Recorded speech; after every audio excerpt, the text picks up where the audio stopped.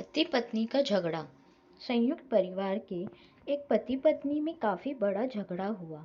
ये झगड़ा उन छोटे मोटे झगड़ों से ज्यादा गंभीर था जो हर पति पत्नी में सामान्यतः होता है, क्योंकि इस झगड़े में एक दूसरों की आलोचना करते करते बात इतनी बिगड़ गई थी कि पति पत्नी एक दूसरे से अब तलाक मांगने तक बातें करने लगे थे। संयुक्त परिवार के बाकी के सभी लोग बहुत परेशान हो गए और वह सब किसी तरह इन दोनों को समझाकर इस झगड़े का अंत करना चाहते थे।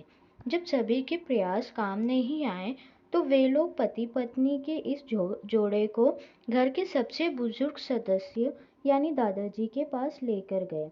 जब दोनों पति पत्नी दादाजी के कमरे में प्रवेश किए तो दादाजी ने उन दोनों को बैठने के लिए कहा और फिर पूछा कि बताओ तुम्हारी समस्या क्या है। दोनों पति पत्नी एक साथ बोल पड़े और एक दूसरे पर आलोचनाओं की झड़ी लगा दी। जितनी कमियां पत्नी अपने पति में गिना रही थी, उससे ज्यादा कमियां पति भी अपनी पत्नी में गिना रहा था और कई मिनटों तक यह सिलसिला चलता रहा। दादाजी ने भी इन दोनों को नहीं रोका और इनको अपना अपना गुस्सा एक दूसरे पर उतारने दिया। आखिर में जब दोनों एक दूसरे की बुराइयां करके थक गए और शांत हो गए, तब दादाजी ने उन दोनों से कहा, अब दोनों एक दूसरे की कुछ अच्छाइयां बताओ।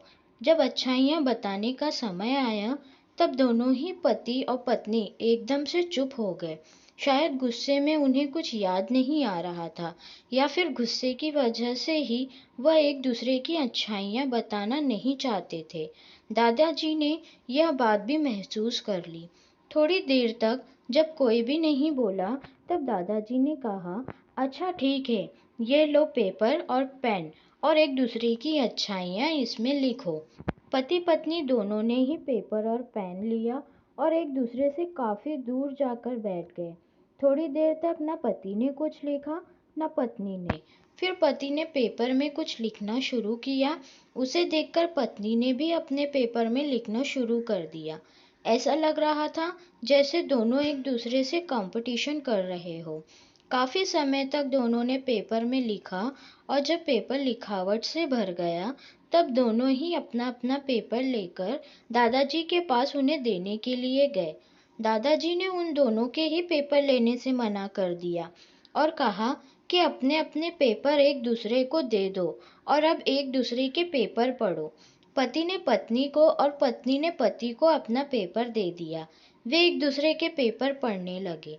थोड़ी देर बाद पति और पत्नी दोनों के ही आंखों में आंसू थे। पेपर में अपने बारे में लिखी अच्छाइयां पढ़कर पत्नी तो फूट फूट कर रोने लगी।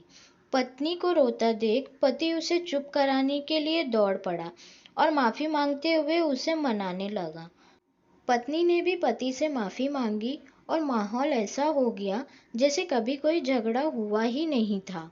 दोस्तों, कमियां और खूबियां जगत के हर इंसान में होती है। अब हमारे ऊपर होता है कि हम कमियां देखकर अपने जीवन को नर्क बना ले या खूबियां देखकर अपने जीवन को स्वर्ग बना दे। दोस्तों, उम्मीद है कहानी पसंद आई होगी। कहानी पसंद आए तो प्लीज़ चैनल को लाइक, शेयर एंड सब्सक्राइब ज़रूर करें।